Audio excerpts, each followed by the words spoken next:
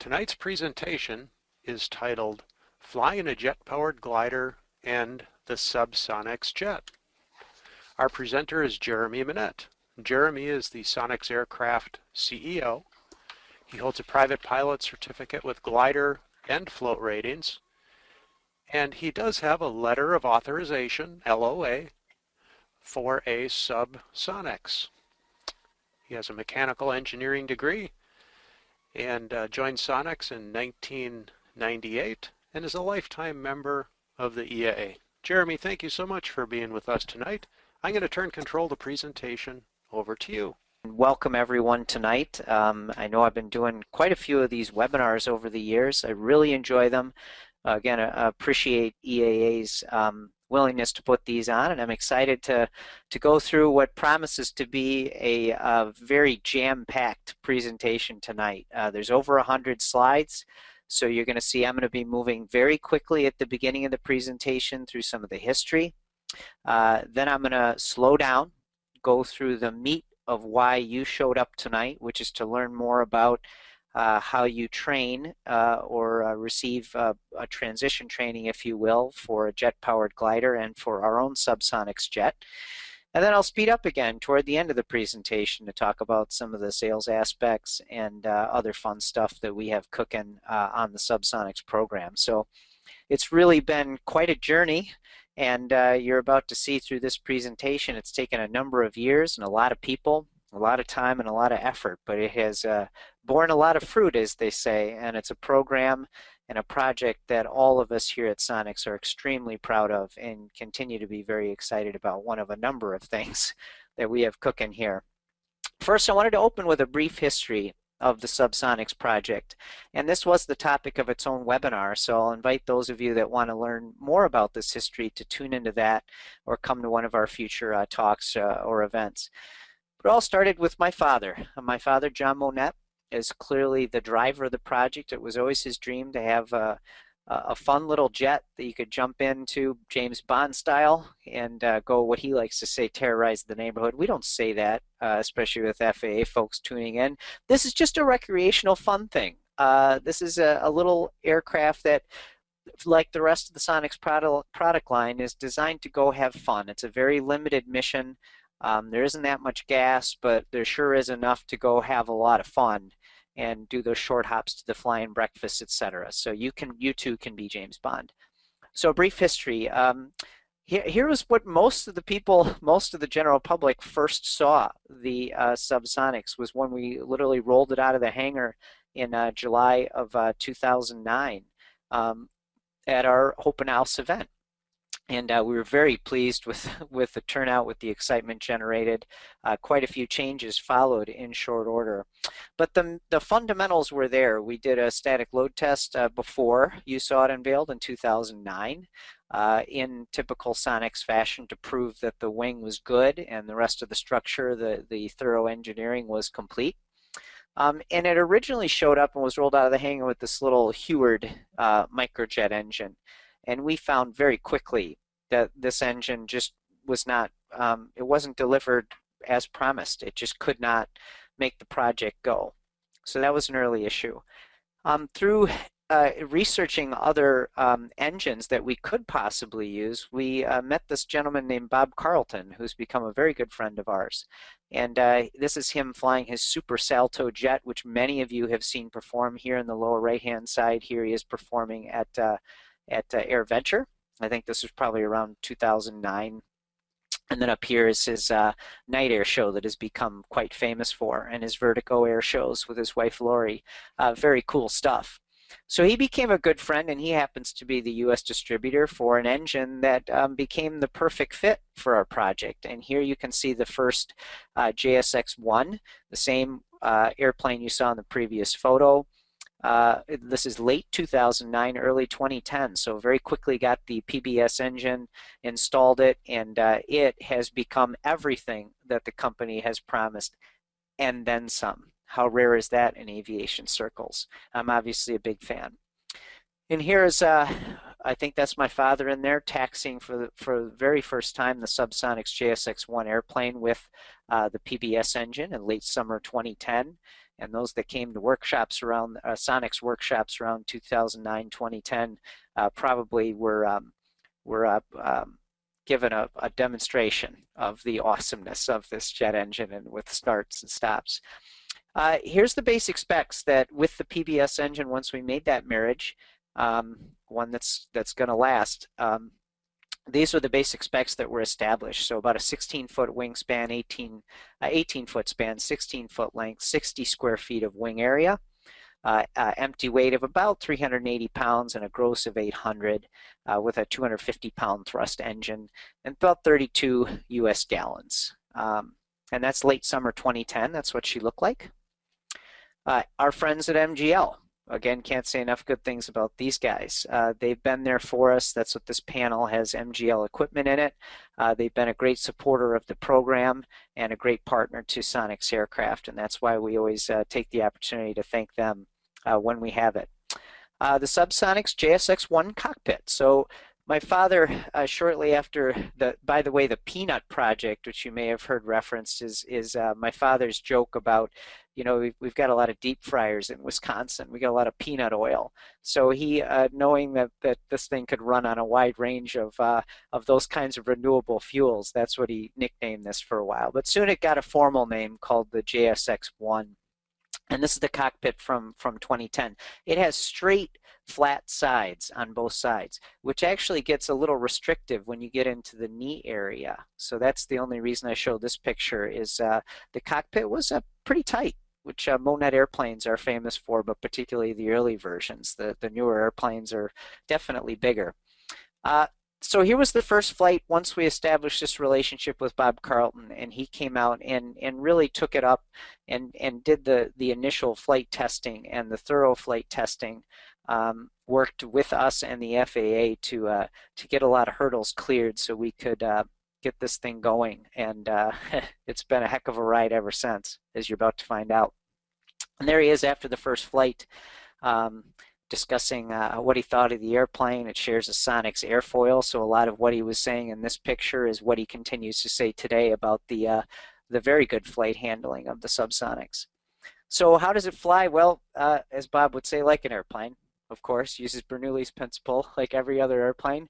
But the JSX-1 pilots, we early on, JSX-1 was flown by my father John on the left and Bob on the right, and another friend of ours named Drew Waterworth. So actually 3 pilots flew this early version of the SubSonex. This is my father in his typical way demonstrating just how it can be flown and how easily it can be flown by showing us his hands as he took it up in fall of 2011. One of the happiest days one of the happiest moments that I've seen him and I share in probably ever. He was just extremely happy about it, which is great. Dream come true. And here he is on final in fall 2011. Those of you that have flown to Oshkosh would recognize this as runway 36 on your approach from the south to the north. And here is the retractable nose gear. So as we started the flight test program of JSX-1, it was recognized early on that it was pretty draggy having a fixed nose wheel up front. So this is an early version of the retractable nose wheel, which you'll see in JSX-2 slides in just a minute, and a fixed main gear that was faired.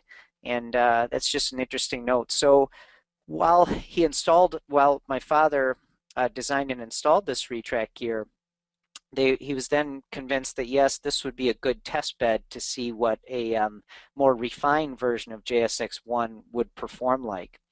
And you know, the dream was realized. A personal rocket ship, a couple different noses that we've had on the airplane, and it's sitting in our hangar right now in this current configuration. So my father knew, you know, this wasn't the ideal. It was kind of tight for Bob, who's not a Monnett-sized individual, and others that are out there that are, you know, the average size. These days it's about 5'10" to 6 foot that you really have to design to. So we knew we wanted to expand the cockpit, which was job one.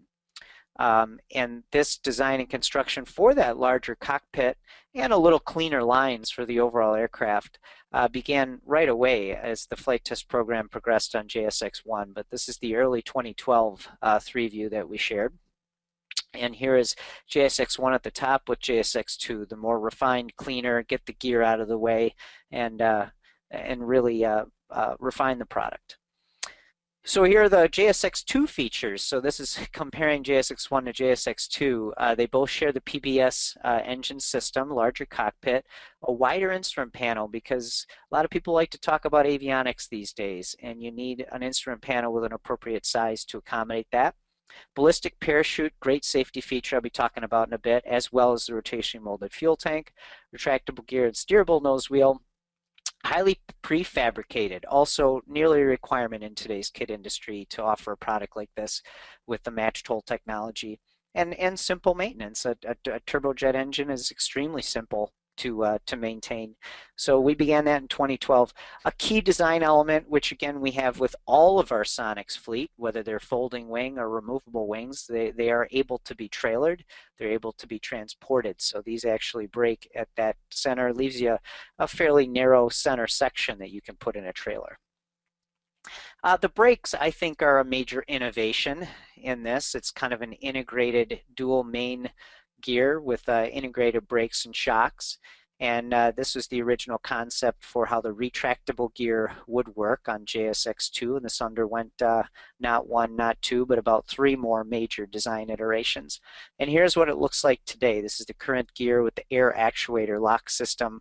It's got an over center, which I think is brilliant.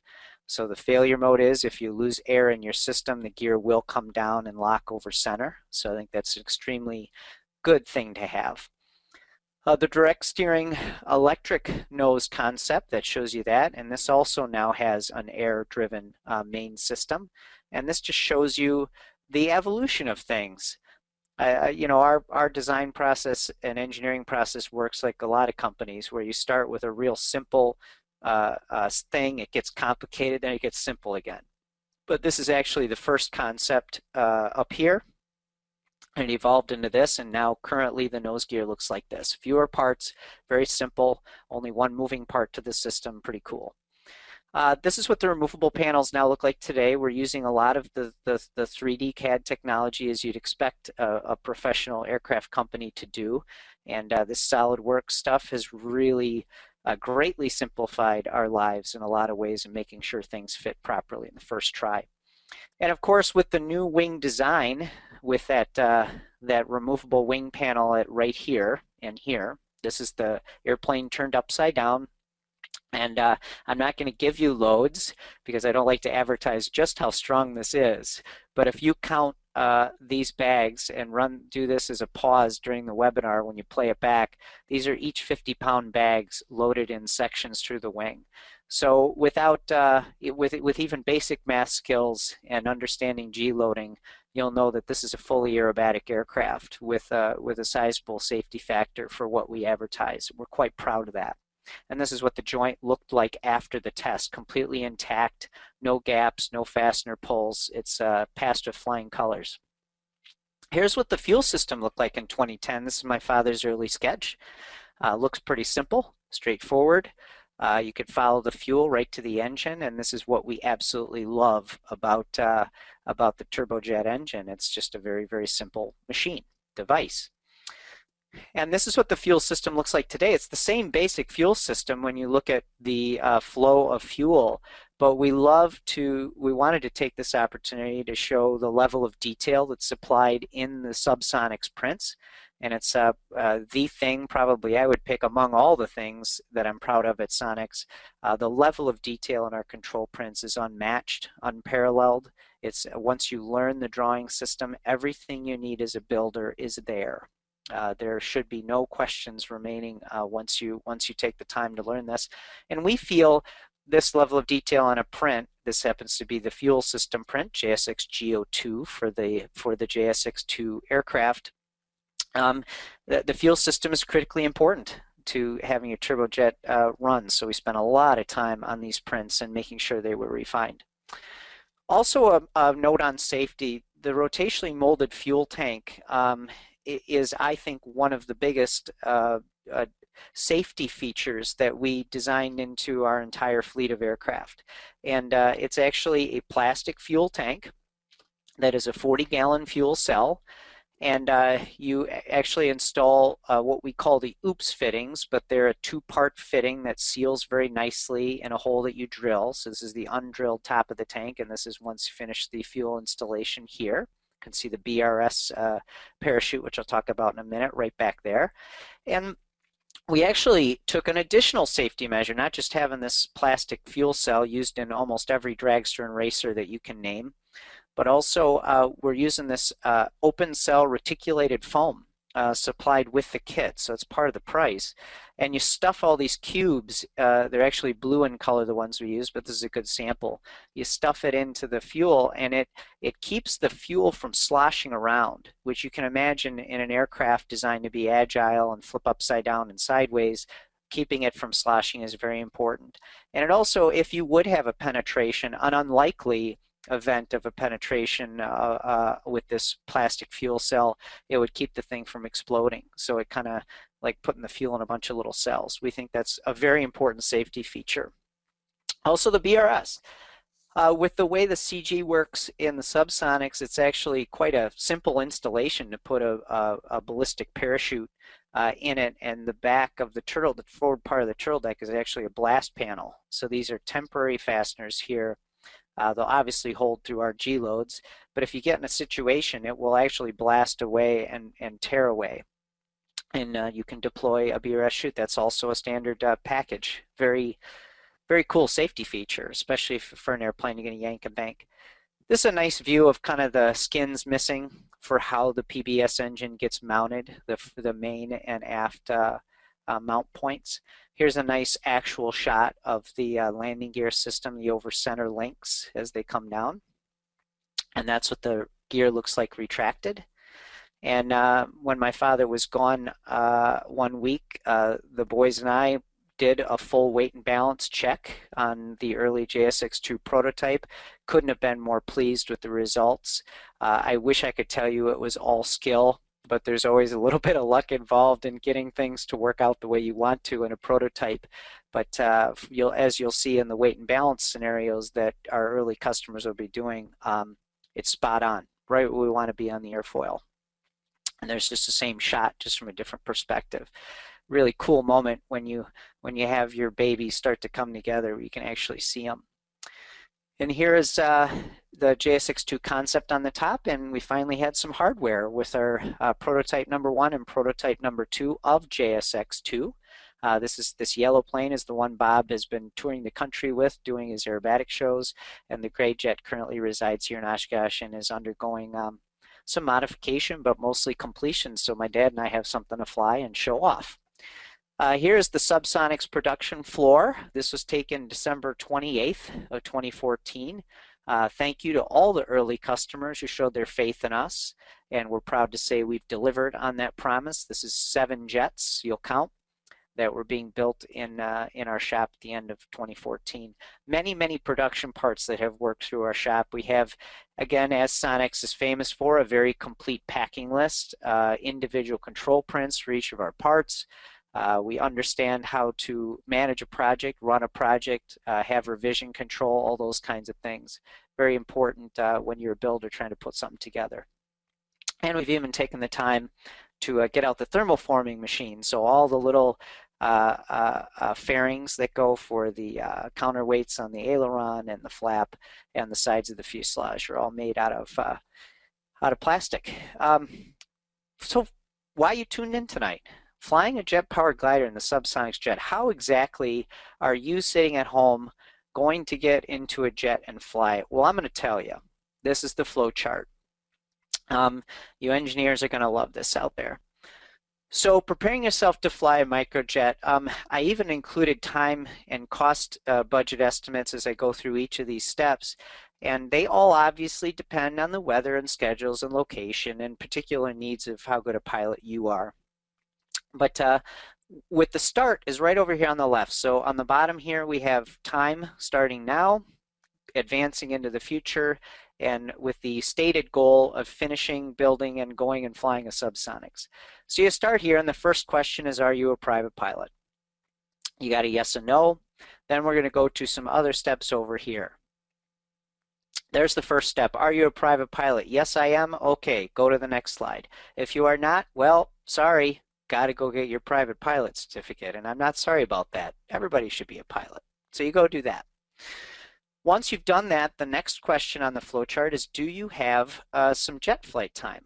And if the answer is yes, you can immediately go to applying for the letter of authorization with the FAA. And then you get to skip most of these other steps. Down here, if you do not have jet time, there's a number of steps that I would recommend that you take and a couple that I would require that you take. First, to step back to those of you that do have jet time, this is the process. You do need a letter of authorization to fly the SubSonex. Everyone who wants to fly it needs to get a temporary LOA and then fly a check ride. And once you complete it, the check ride, you will receive your permanent LOA. And there is a form 8710-1, the Airman Certificate or Rating Application, and we can help you fill that out when you get to this stage on what you're asking the FAA for.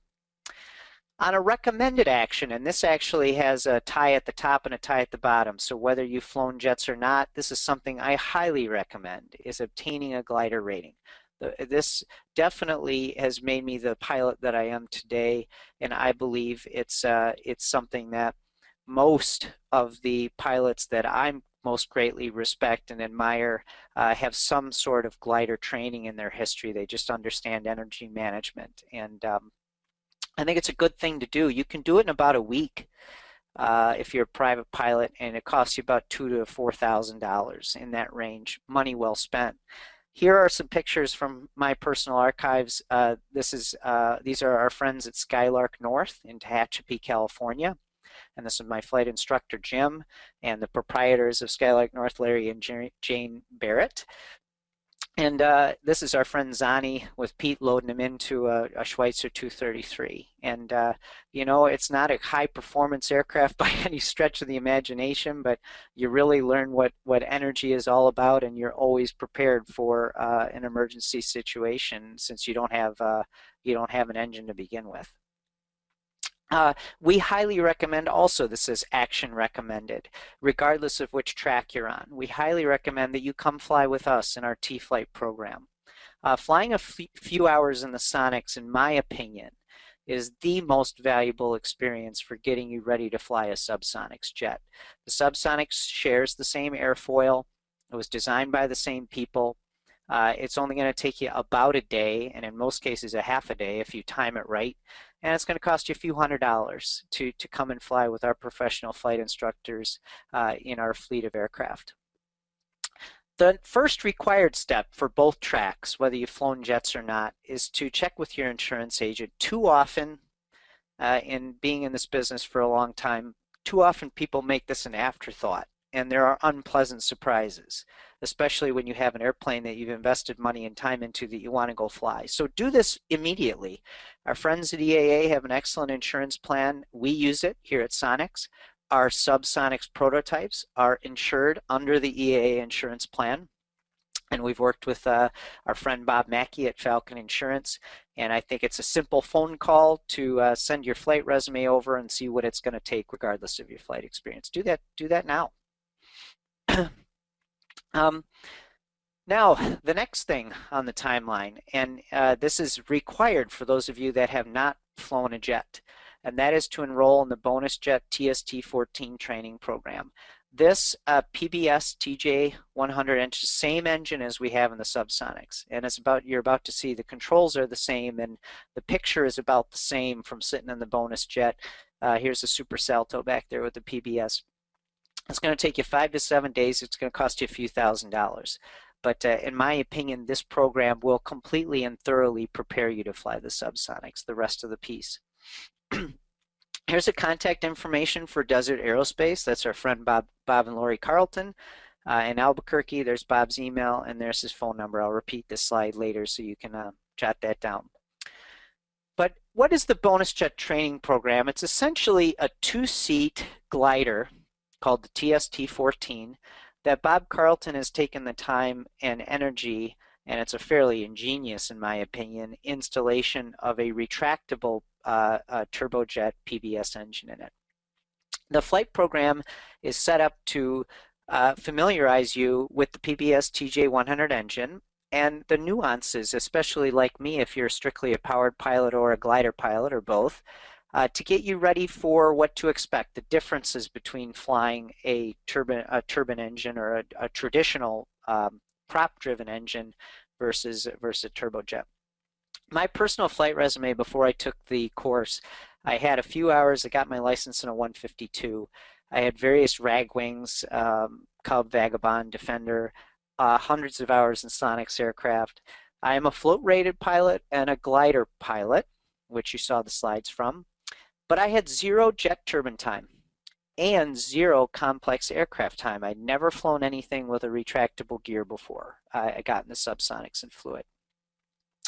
Around 2010, shortly after the BonusJet was completed, Bob Carlton worked with the FAA to create this program. And it's the same program I went through last November. I went through it personally. And with the creation of the SubSonex, we just saw a great value in partnering with Bob and his team at Moriarty Airport, New Mexico, in doing this program. It's a very valuable tool for current potential SubSonex customers. The program has 3 basic parts. One is a ground school. This is Billy Hill, a picture of, he's become a friend of mine, and he's a good man and an excellent pilot and instructor. You go through a ground school with him, you then go and fly with him in the BonusJet, and then this gentleman, Bob O'Haver, is retired FAA and a designated pilot examiner, able to sign off both the BonusJet and the SubSonex, is the last guy that you would interface with in the program. So here's the basic syllabus. You can download this from the Desert Aerospace website. If you just Google BonusJet training, it'll get you all the information pulled up. But in general, you're going to review a flight manual for the BonusJet, a very similar layout, if you will, to the SubSonex that you'll be flying.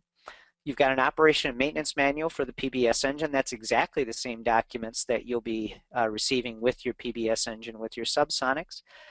This is a little nuanced, the extension retract mechanism, which is, basically turns your self-launch glider into a pure glider once you're retracted. You learn the fuel system and how to fuel it, checklists. You'll hear me say that a few more times in this presentation. How to use the engine controls display, how to self-launch, transitioning an unpowered flight, landing with power, post-flight checklist. There's that word again. Here we are enjoying some coffee on the old historic Route 66, which runs right through the center of Moriarty Airport and right beside the airport. It's really a cool place to visit. And here's the syllabus. Normal soaring flight, you're going to demonstrate and learn about. So that's self-launch, shutdown, retract, land no power. You're going to flight with a restart. That's kind of a trip. So you're going to take it up, shut it down, retract, restart it. You're going to do pattern practice, of course, and I found just flying traditional glider patterns with it was pretty easy. And you're also going to do some advanced training, so you could get prepared to fly solo and patterns, emergency procedures. If you do intend to fly passengers and wanted to just fly the BonusJet, not necessarily interested in the SubSonex, you could do that. And you'd have to do, at this point, do a yearly proficiency check. So here's the cost. That's what everybody's going to ask, and I kind of already hit on that, but I budget about 5 days of flying. It's going to take you at least 2 days, but could take 5 days or more if anything doesn't cooperate, like the weather, the aircraft, or schedules. But roughly $2,000 to $2,500, depending on how much flight time. And there's the numbers. They rent the aircraft at $100 an hour, the PBS engine at $300 an hour, and the instructor at $50 an hour. The DPE I'll get back to in a minute, but that fee, one-time fee of $300 that you pay to the DPE, by the way, they set that, so that is just the current DPE that we've been working with, Bob O'Haver, that's his fee. It would cover you for transitioning into the SubSonex as well. So here's the TST-14 cockpit. So this is the BonusJet. This is the front seat that I was flying in and that the student would fly in. And this is the back seat. And in typical glider fashion, it's very minimalist, which I really enjoy, minimalist cockpits. It gives me more time to look out the window and enjoy enjoy flying. But you have an altimeter, you have an airspeed, and there's the arcs painted on both sides, and the altimeter is shared in the middle. Then you got your your VSI, I believe, on both sides. Then we've got our radio in the center here, and we have our fuel pressure gauge, and then we have a voltmeter up here, a nice rear view mirror, and down here we have our controls for the engine start and for the, well, you don't use the release knob. And then we have here our engine signaling panel here in the center, and that's a common element in everything that will fly that has the PBS engine in it.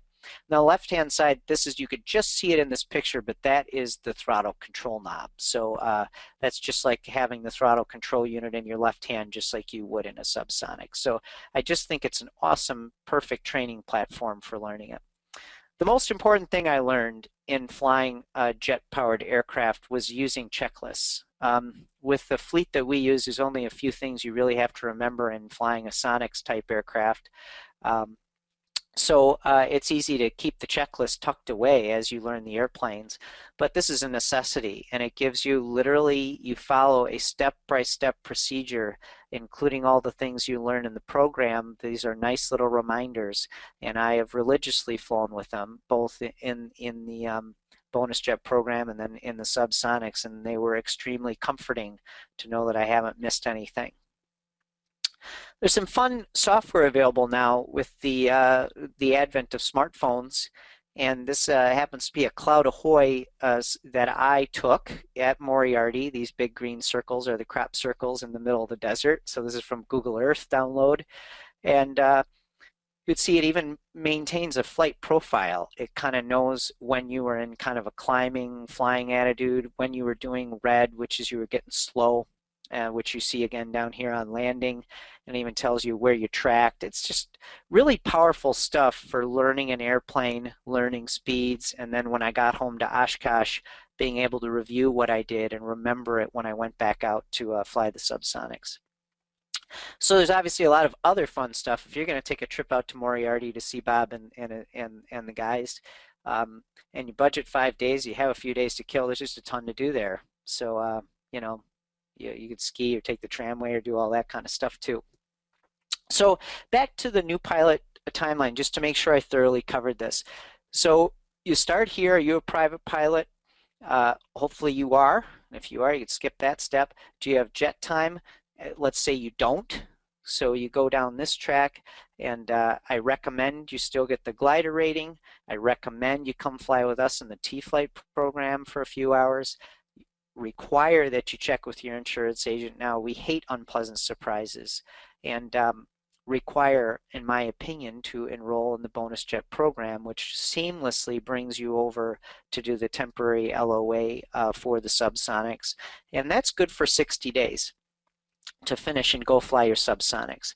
So I've got my temporary LOA in hand, and I'm going to get prepared to fly the SubSonex now, JSX2. So this is that stage where you have the temporary LOA that's been issued as part of that BonusJet training. So when you're ready, you schedule your check ride with the DP you're working with, and you go fly your SubSonex. That 60-day window for that temporary LOA can be extended in 60-day increments. So once your permanent experimental LOA is obtained, which you go and do in a check ride in the SubSonex, there's no yearly proficiency requirement outside of your BFR. It's a single place aircraft, which is also an important note. So you can go fly it.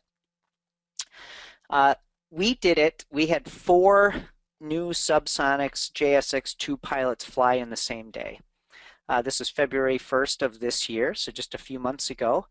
First up, as always, my father John jumped in it with some tips from Bob the previous day, a pretty thorough review of what to do. He went up and flew it. I was second, and you can see from these pictures I had no enthusiasm or excitement whatsoever. It was a really cool, exciting experience that I hope all of you tuning in tonight will someday be able to experience yourselves. Next up was Bob O'Haver, and he's the gentleman I mentioned before, retired FAA and current BonusJet and SubSonex DPE. So he's all been approved and has checked out some pilots as recently as last week. Flying the SubSonex, here is Billy Hill. He is the BonusJet SubSonex flight instructor, and he gave me some pointers over the radio as I was going through my first flight that were incredibly helpful. He just knows when to leave you alone and knows when to tap you on the shoulder, and that's what you're looking for in a flight instructor. Also on the topic of preparing yourself, doing your homework before you would jump in a SubSonex and fly it, is really getting to know the airplane, getting to know the specifications and performance. And obviously what's most important here is when we get down into the performance numbers. So knowing your numbers is very important, your stall speeds, your max level speeds, your flap and gear speed, your stall landing speed, that kind of stuff. So no excuse not to memorize that stuff and know it now, and it's published, so take the opportunity.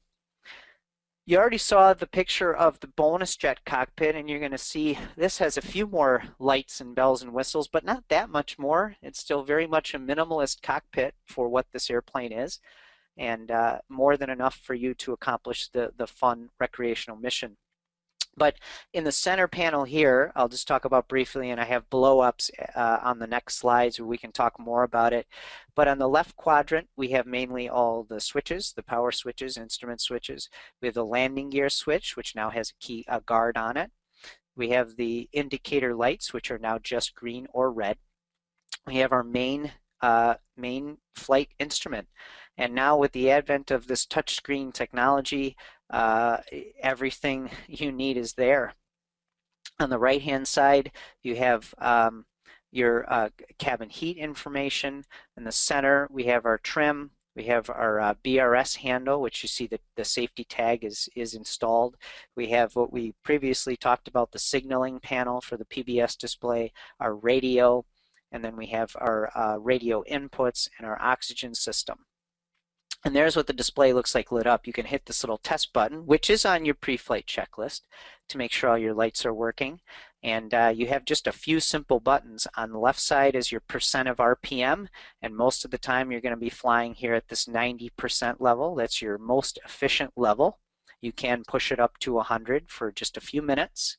And then on the right side we have our EGT, which really just is very nicely coded in green, yellow, or red. When you see red, bad. The PDB, which overrides the safety. When you engage the PDB, you actually override all the safety devices. So no matter what happens, your engine's going to try to keep running. We've got an oil gauge, a generator gauge, and just an engine good light, engine green, engine running. So there's the SubSonex JSX2 cockpit, the left side. So we'll talk about the left side. Here is your main engine control lever or throttle. You can see there's a little stop. So this is just a detent. When you push it up into starting sequence, you move it up right past the detent and let her spool up. Then you have your flap and your flap detent, which holds the flap in a particular position. And we have your canopy lock. That's what this thing is hanging down for, to make sure that, yes, you have in fact pushed this latch forward and locked your canopy. And then we have an emergency engine stop here alongside the throttle. So you have to actually throw that switch open and turn it off. An emergency stop for a turbojet, bad for the turbojet. Don't do it unless you really have to. On the right hand side you just have a simple side control stick with the radio push to talk on that side. Now we're zooming in on the panel. This is again the green I talked about. Green is good, meaning the gear is down. Red is up. So if you see red, again, the thinking is, oh, my gear's up. It's much worse if you land with your gear up than your gear down. The landing gear switch up down, this now has a little protection switch on it with a pin. So you can't inadvertently bring your gear up when it's in the pushing around the hangar. A little circuit breaker, a little key switch, your fuel pump, your engine run, and your instrument master are your only three switches on this side. And over here, the two switches I missed before are your strobes and your position lights. So we have those in this. We're still developing the cabin heat, but the provisions are there on the right-hand side. Trim system, this is the little trim on the center console. So between your legs here, the rudder pedals would be up there.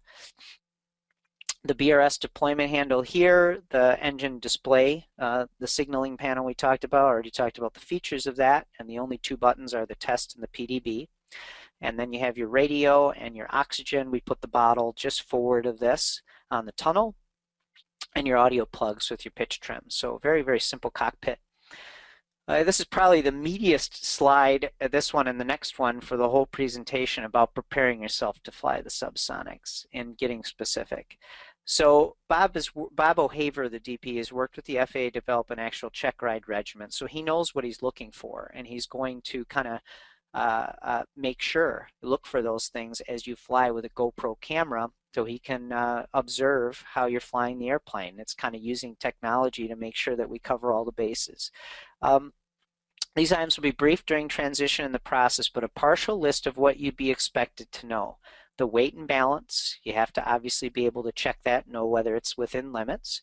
You need to know your best glide speed, 120 miles an hour. Your best approach speed, 90 miles an hour. I'd actually recommend pushing your approach speed to 100 miles an hour for the first few flights until you get to know the airplane, and then you can start slowing it down, just like we recommend for the Sonex. But be prepared, it's going to float.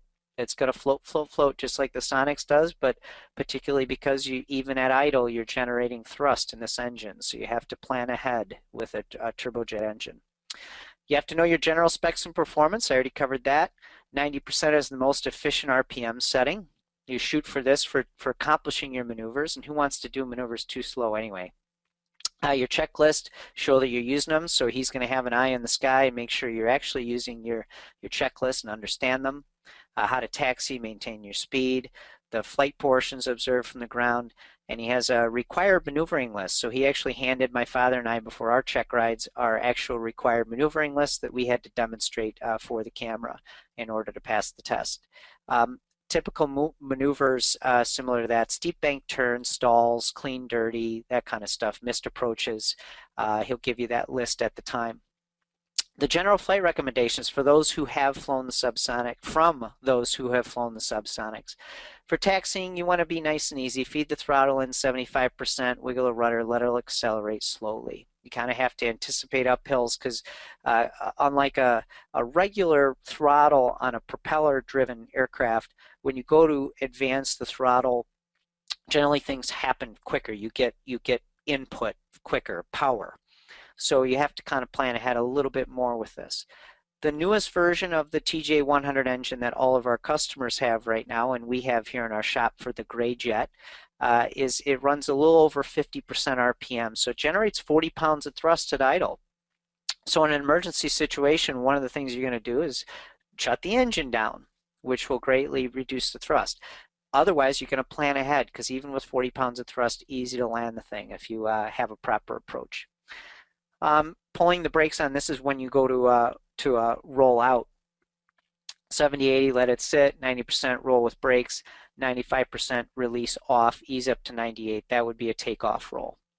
80 to 85 miles an hour, you start to rotate. It'll tell you, kind of like ours. If you watch the video of me flying it, which I highly encourage you to do, all four of us flying it, you just kind of ease back on the control stick, and she'll tell you when she's ready to fly.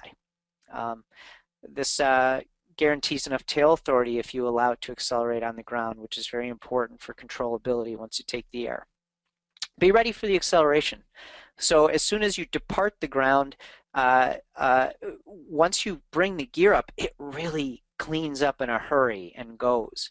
And so 150 to 160 mile an hour climb speed, and it's a really fun but very controllable ride. 500-foot throttle back to 95%. So this is also where we use the PDB. We make sure our safety stuff is overridden so that for that critical phase, pre-rope break for you glider pilots, you have enough power to get up.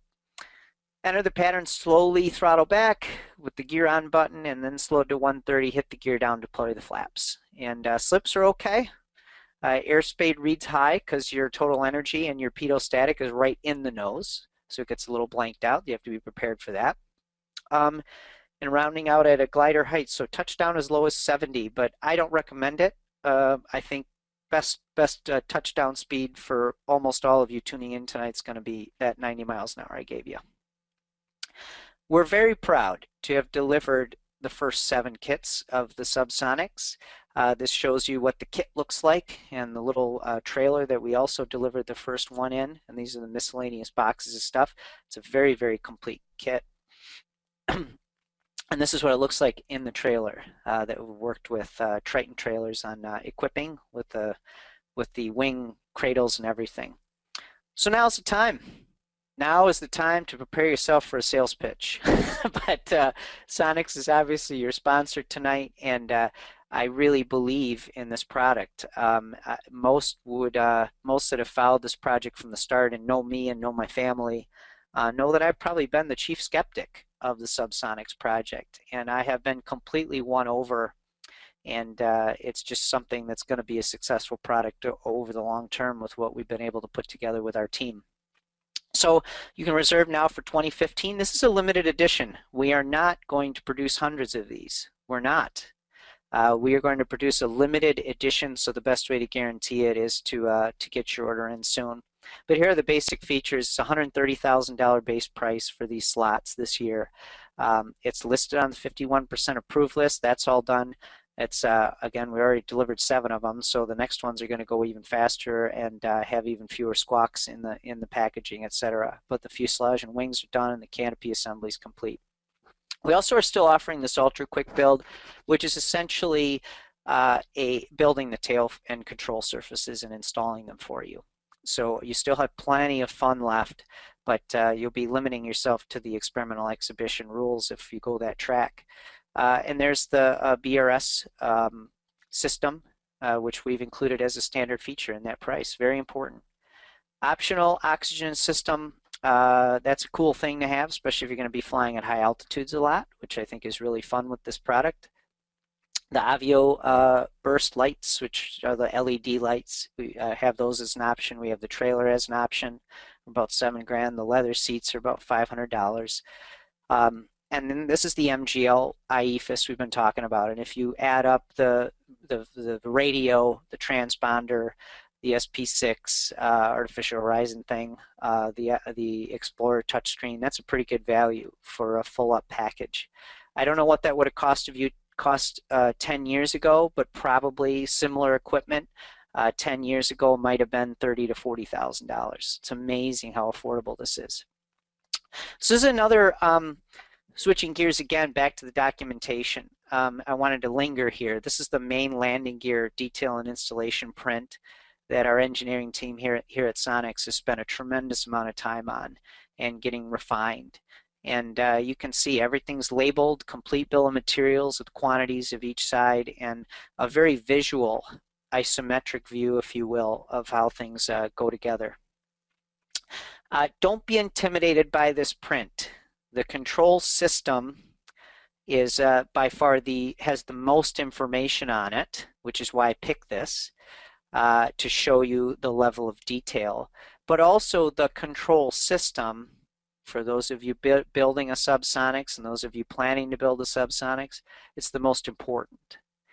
Every nut, bolt, screw is called out here, how to safety them, how to attach them, which direction, how to make sure everything is cleared, even gives you what your proper amount of travel is up here in this table. So it's all here for you if you take the time to read your instructions, and I highly encourage you to do so. Sonex has become very famous. This looks very familiar to those of you that have built a Sonex, a 1X, a YX, what the tail looks like, the tail assembly. This is stabilator substructure print. Again, everything is there. This would be for your experimental amateur built guys that have to put your own tail together with all of the matched hole component parts that we're delivering. Very recent refinements to talk about. This is hot off the press, less than a week old. One of the best parts of the experimental category in general is you can make it yours, and you'll find there are certain refinements that Sonex Aircraft team has no problem with you doing to make it yours. There's certain things that will make us not so happy, major design changes that we know will lead to bad things, and we'll tell you about it. That's our reputation. We're not going to change that. But there's a few things, recent refinements we made. We found with some of the early reviews, or the recent reviews of the aircraft by the press particularly, there needed to be a little more break. And so we've now extended the arm and moved the brake actuation to the tunnel, the center tunnel, put a nice long arm on it with a parking brake, and now it can be used with the either hand, but it can be pulled simply and detented for a parking brake. So this was put in by Bob in JSX1, the #1 prototype, in just a couple hours or an hour or so. And Bob also designed this and put it in a little pedostatic mount collar for the front of the nose that allows us to retract when it's being transported and shown, so that people don't knock out the pedostatic system when they go to look at your airplane. Stories and features coming. There's a lot. There's a lot of stuff coming on the SubSonex, and no, it's not overexposed. This is the tip of the iceberg. It's a great product, and you figure I would say that. But stories and features coming that you will enjoy for many months to come. I've written a 3-part series for sport aviation that includes much more on what you just heard about in this webinar, including specifics on the BonusJet and SubSonex, and they'll be running in the newly expanded, hooray, good job EAA, and expanding sport aviation with even more experimental coverage. We are huge proponents of that, and the Aircraft Kit Industry Association applauds EAA for that as well. Kit planes. Editor-in-Chief Paul Dye, who's become a good friend and mentor in many ways, and has done a fabulous job in expanding Kit planes content into things much more pertinent to its readership, in my personal opinion. But he took the time to go through the BonusJet program. Shows you what kind of guy he is and how committed he is to this industry. Went through the BonusJet program and also flew the SubSonex. So this is actually a screenshot of Paul flying it. This is a leaked version of what story is going to be hitting Kit planes in the very near future. It's the August magazine. It will be the cover story with Paul's first-hand tales of flying both the BonusJet and SubSonex. So congratulations, Paul, on doing that, and we're extremely proud of you, and we'll look forward to reading what you wrote. And here, AOPA, another person who we greatly respect and has been a friend of Sonex for a number of years. His name is Dave Hirschman, and he is AOPA Senior Editor. I've always enjoyed his stories in the AOP publications, and he flew both the BonusJet and SubSonex recently, and it's an important note, both Dave and Paul conducted their flight reviews at Moriarty Airport. The field elevation is 6,220 feet. Here in Oshkosh, we're at 800 feet. So there is definitely some performance differences, as my father and I noted it when we flew the SubSonex out there in the high desert. But there's Dave climbing in, and we just heard word from Dave that the photography turned out beautifully, and we look forward to seeing what he comes up with as an article. It's going to tell a little different perspective from more the certified aircraft world of AOPA, and if he's excited about the airplane, we obviously are too. Stories and features coming from the aviation press. Other invites have been extended to fly our aircraft, a very select few, but those that we respect and would like to have experience with the aircraft, and we believe one review from some of these folks is worth any 10 others.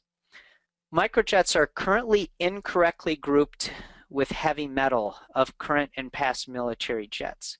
So I'm again switching gears abruptly on you to talk about what I think is an urgent problem that the FAA needs to deal with, and from what I've been hearing are dealing with and are committed to dealing with. Currently, these little microjets of SubSonex and BD5J have been clumped with all this heavy metal over here. These MiGs and these Sabres and big heavy things that entered the civilian fleets over the years. It doesn't work. We need a new set, or at least refined regulations that are more appropriate for little microjets like this.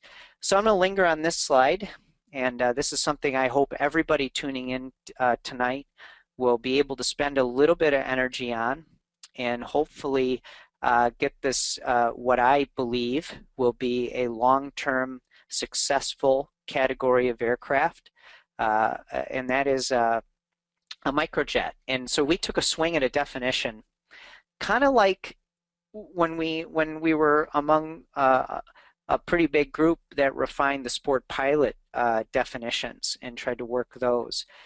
But a turbojet powered airplane with a maximum gross weight of 1,350 pounds. It's obviously quite a bit heavier than the SubSonex is. Gross weight of 1,000 pounds, but it gives us a little leeway. Still a pretty light airplane by most all standards.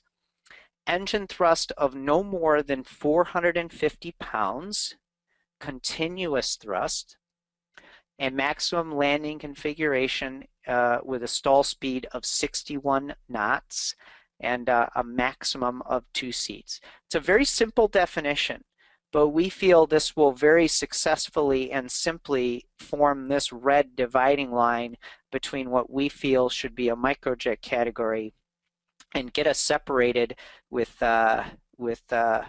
getting grouped with all this big heavy metal. Now for some fun stuff. Bob's air show schedule. I hope at least some of you tuning in tonight got to see his show live. If you did at Sun and Fun or Central Texas, I'm very jealous.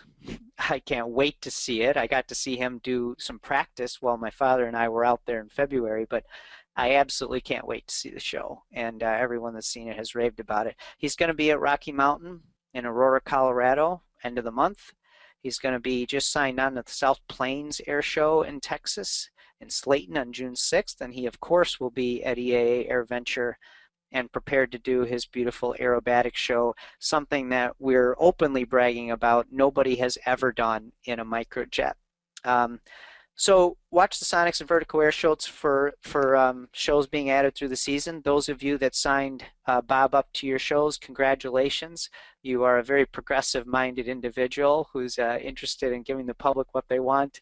And those of you that haven't, please consider it. I think it's going to be one of the shows that just everybody is talking about, as was proven at Sun and Fun.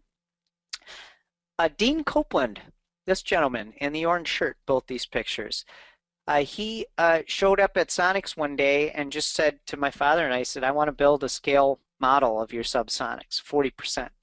And we looked at him and said, okay, what do you need? He said, well, I just need a few pictures. So he came in R&D when JSX-1 was nearing completion and took a bunch of pictures, and Bob Carlton took the picture on the right at the Central Texas show, and here Dean is with a picture I found on Facebook with him with this beautiful model. Just look at the level of detail. It's just amazing. And there's another gentleman, Carlos Rangel, that's done some SubSonex or regular Sonex scale models. The workmanship, craftsmanship is beautiful. I applaud you guys for what you did. And Dean, this is quite an achievement. It's really, really cool. We also loved the brilliant April 1st posting by our friends at Aero News Network, who took the time to Photoshop for the April 1st, April Fool's edition of Aero News that we always get a good laugh out of. But the whole Thunderbirds, the awesome story, the content was basically that the Thunderbirds were going to go lower cost and go with a team of SubSonexes, which I think is just a great practical idea. But those of you out there that are looking for maybe a cool paint job for your SubSonex, here's some inspiration for you from our friends at Aero News. And then sponsorship opportunities. You know, how can I miss an opportunity to say your name could be here? You know, especially as this becomes more of a public show, it takes money. It takes a lot of money to be able to support this, and we believe with the right kind of sponsors, we could get somebody's name out there. So give us a call. Come see us at AirVenture if you're interested in pursuing that opportunity. Ways to follow SubSonex. Check out the homepage often. There it is. We even have the direct link to the SubSonex site. Join the opt-in mail list. Make it easy. They'll come right into your inbox. They're not a lot of messages, maybe one a week or one every other week, tops. Become a Facebook friend of Sonex, facebook.com. Sonex Aircraft is the person to friend. Come to a Sonex workshop. We've got those March, May, and October coming up in just a few weeks, end of May. Great way to learn about the SubSonex.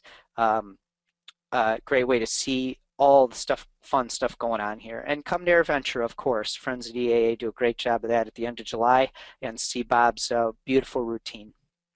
Once again, I wanted to show this slide to give you the contact information for Bob at Desert Aerospace. So there's that information. And what are you waiting for? Now's the time. Sales@sonexaircraft.com. Give us a call. Buy your jet. So with that, I'm completed with my formal presentation, and I just wanted to close this part of it by just saying thank you to all of the team at Sonex, the hardworking individuals you see in this picture who come to work with a smile on their face every day and really get what Sonex is all about, put their heart and soul into it, and results in some very, very cool, unique products for the aviation world. So thank you all, and thanks to our early customers who've also had that faith in us, and we're in the process of delivering everything we've promised and then some. Great. Thank you so much, Jeremy. And to all the attendees, thank you so much for tuning in tonight, and hope you can tune in next week for next week's Wednesday webinar. Have a great night, everybody.